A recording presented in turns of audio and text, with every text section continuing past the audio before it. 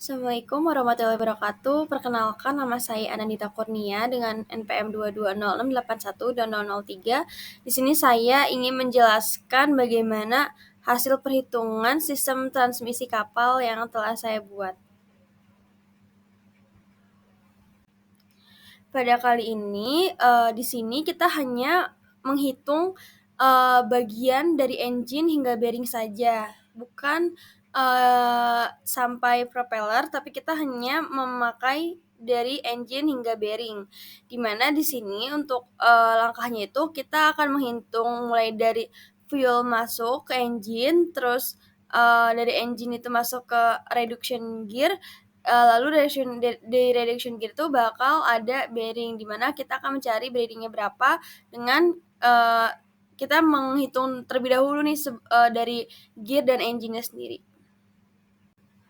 Baik, selanjutnya saya akan menjelaskan sedikit mengenai fungsi bearing. Jadi fungsi utama bearing adalah untuk mengurangi gesekan antara dua permukaan yang bergerak dengan menggunakan bola, roll atau permukaan gesekan yang dilumasi. Bearing memungkinkan pergerakan yang lancar dan efisien antara komponen yang bergerak, mengurangi kehilangan energi akibat gesekannya. Nah, terus jenis-jenisnya itu ada rolling, ada plane, ada fluid, ada magnetic, ada jewel, dan ada flexure. Oke, baik. Nah, pada perhitungan kali ini di sini saya menggunakan data kapal saya, yaitu kapal LNG, dan untuk data kapalnya sudah saya terapkan di sini. Lalu pada data kapal ini saya akan mendapatkan spesifikasi engine saya. Di sini engine saya dari kapal saya itu memerlukan spesifikasi engine yang BPH-nya itu senilai 8240, sekian. Dari hasil engine yang saya dapat, di sini saya mendapatkan engine Wartasila yaitu RT Flex 5 DOF.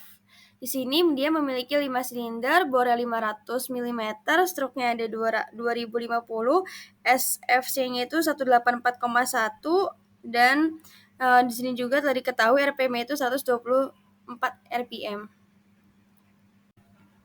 Selanjutnya di sini kita akan menghitung daya tiap stepnya dengan efisiensi yang diasumsikan. Di sini saya sudah menghitung dan sudah dapat juga mulai dari BHP, SHP, DHP.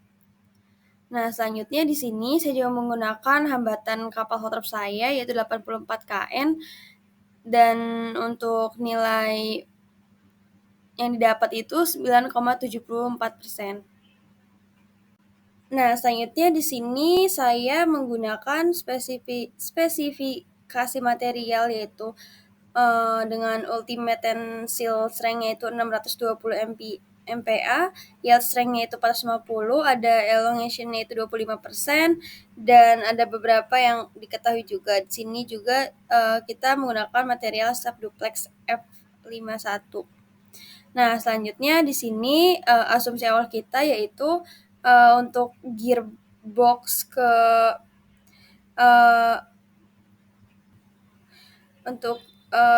KM-nya itu 1 meter, untuk asumsi awal itu 0,5 meter. Dan sini kita bisa menghitung volume shaft-nya yang didapat 0,01963 meter maka 3. Dan sini kita telah mengetahui M shaft-nya itu 158,35 dan W shaft-nya itu 1514,17. Nah, selanjutnya di sini juga kita bisa menghitung momennya T, TE, terus dan juga kita mendapatkan hasil D-nya itu sekitar terpotong untuk hasil D-nya sendiri yaitu 0,123 meter. Nah, selanjutnya kita juga bisa menghitung diameter gear-nya yaitu senilai 180 mm.